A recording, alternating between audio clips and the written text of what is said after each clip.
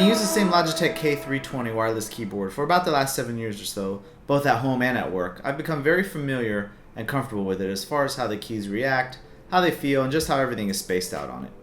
But as gaming keyboards have really started to become popular by offering real advantages over your typical membrane keyboards, I wanted to see if 1, a good gaming keyboard would improve my gaming skills, and 2, if mechanical switches would considerably improve my day-to-day computing experience, to see if it would be worth spending the $100+ or so that a good gaming keyboard costs.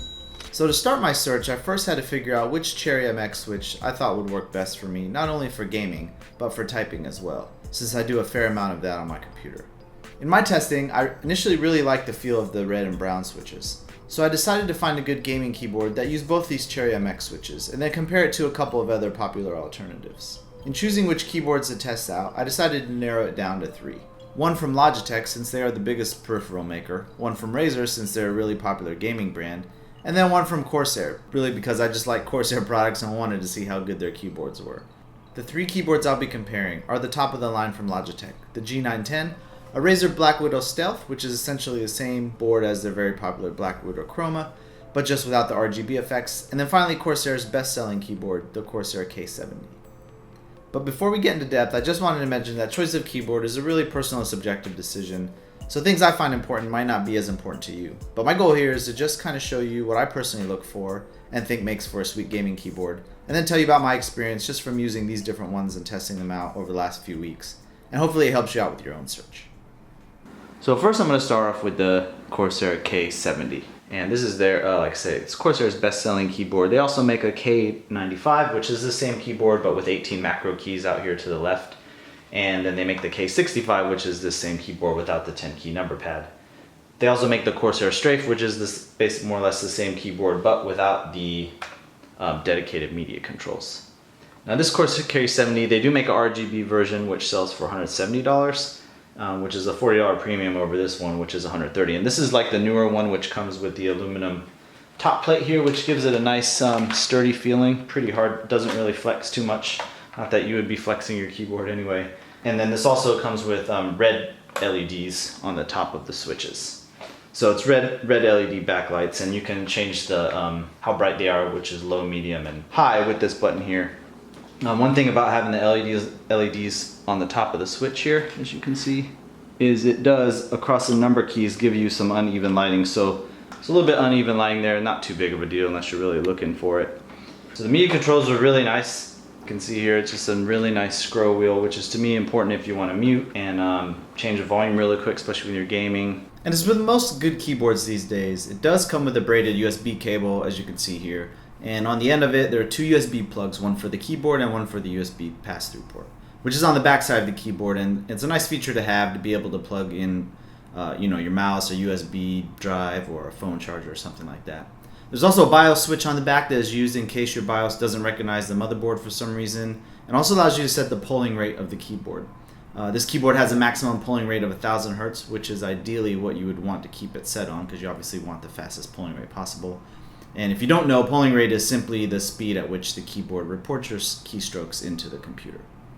There are kickstands on the underside to adjust the tilt angle of your keyboard, but one unique feature it has is that it has them on the front of the keyboard as well. So you can have your keyboard on a negative tilt, which is supposed to be more ergonomic, so you don't have to have your hands kind of arched back when you're typing, but I don't personally prefer that position. All the Corsairs except for the Strafe keyboard come with this rubberized wrist rest as well. But what I found is that it's slightly too short, in that when my hands are in their normal typing position, my wrist extends past the edge of the rest, kind of defeating the whole purpose of it. So if you have smaller hands, it might work for you, but otherwise the only way I could really rest them on here comfortably was to position my hands higher and then curl my fingers under, which didn't feel natural to me. But luckily I don't like using wrist rests anyway, and you can remove it. So what did I like about this keyboard? As I mentioned before, I tested the K70 with both the Cherry MX Red and the Cherry MX Browns. Both felt great, but I preferred the feel of the Browns with their slight tactile bump. The key just felt a little more consistent and faster to me because I knew exactly when it was actuating. Also, Browns are generally preferred for those that like a balanced approach to a key switch, good for both gaming and typing. And you can see this online poll here, the brown keys definitely strike the best balance between gamers and typers. So all around PC use in my opinion, with the reds scoring higher for gaming. But either choice of switch here will give you a much better feel overall than any membrane keyboard. So it just comes down to your own preference. Also, the spacebar is permanently textured, and I wasn't really a fan of that. It just didn't feel that nice to me. There was also a little bit of slack in the spacebar too, which gave it a bit of a cheap, flimsy feeling to it. The K70 was probably my least favorite out of the three keyboards, surprisingly. It's not a bad keyboard by any means, but I just felt that there were too many little drawbacks for me to want to spend $129 on it. So next up we have the Logitech G910, originally retailing for 180 bucks. You can actually find them online now for as little as 140, which makes it really a great price for an RGB enabled mechanical keyboard, especially one from an awesome company like Logitech. So to quickly go over the design of the keyboard, you can see it's a fairly big keyboard and has a wrist pad that you can switch out, although not completely detachable.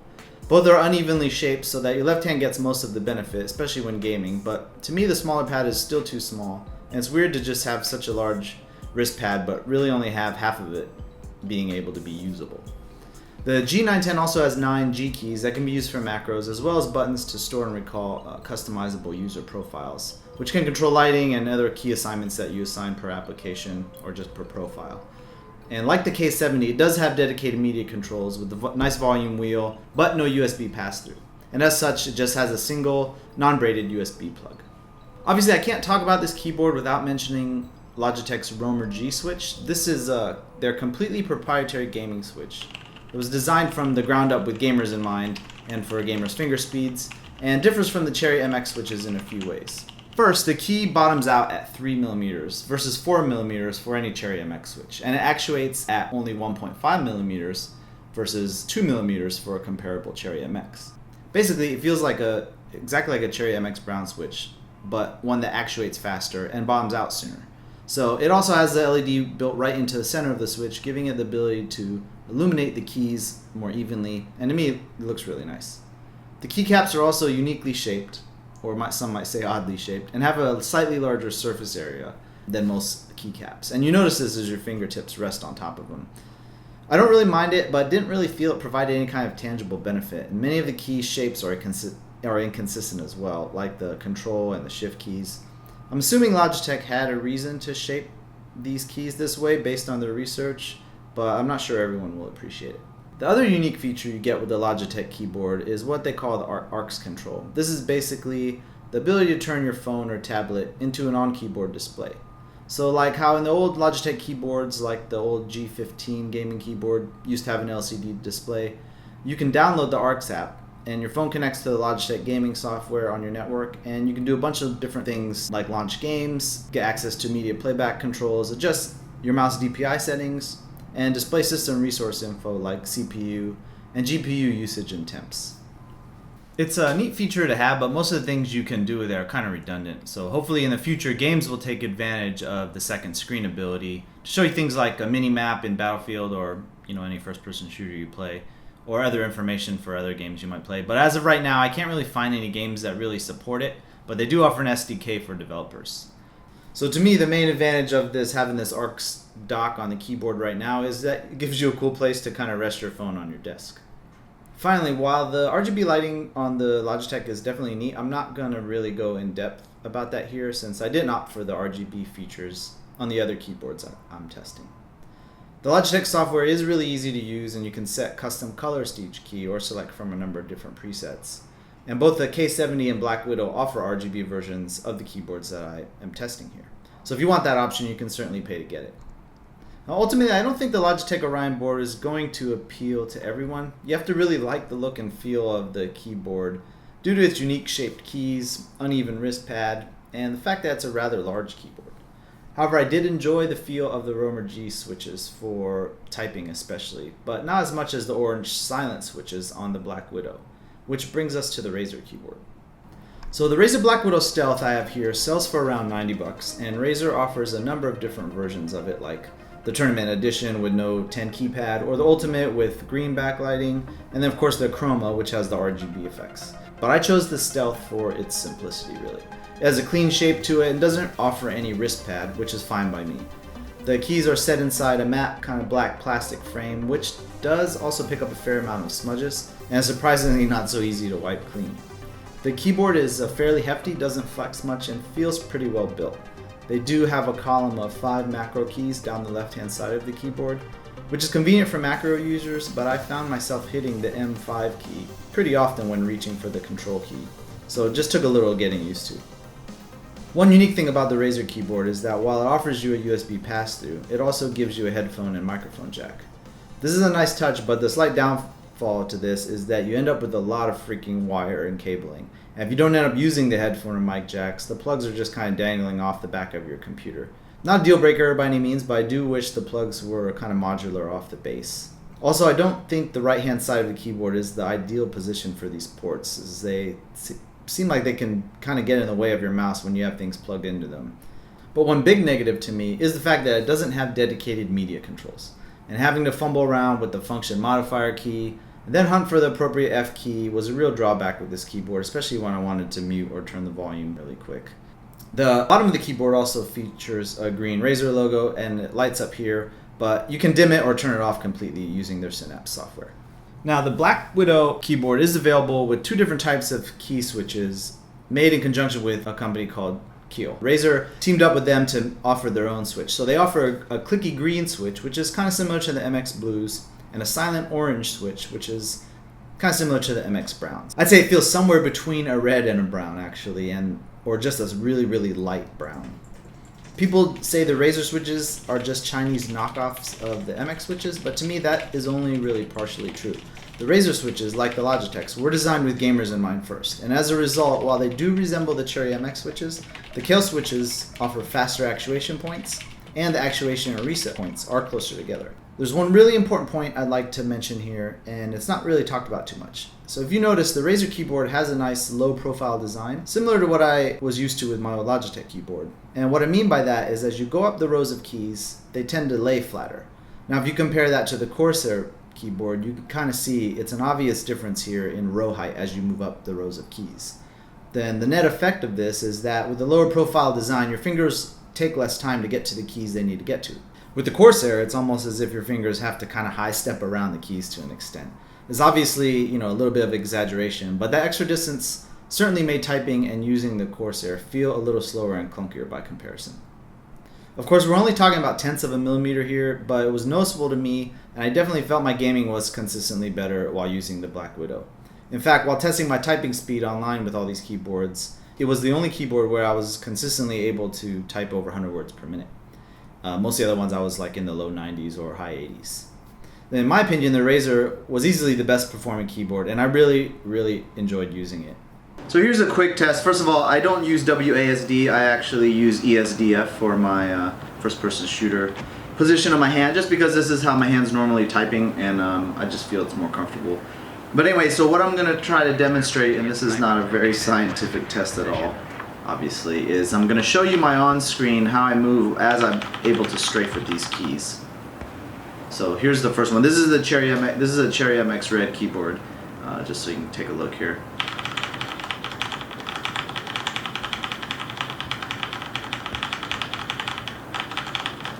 So you can see pretty good at going back and forth,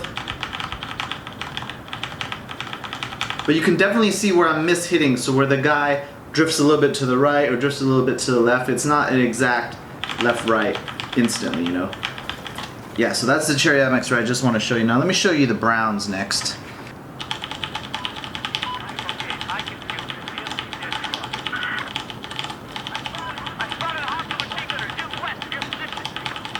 Alright, so here's the Razer Blackwidow. It has the orange keys, which feels like a super light feedback brown.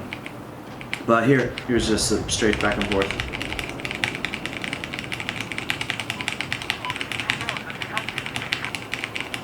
So just very subtle. I don't know if it's going to be able to pick this up, but I thought I'd film it just to kind of see if I could demonstrate it. But the Razers, man, they just feel so much more responsive.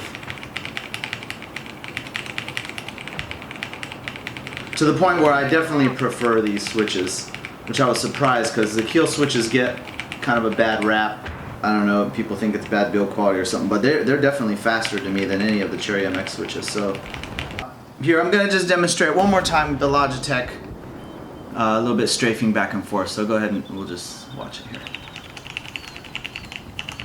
See, I can do it, but then he starts drifting.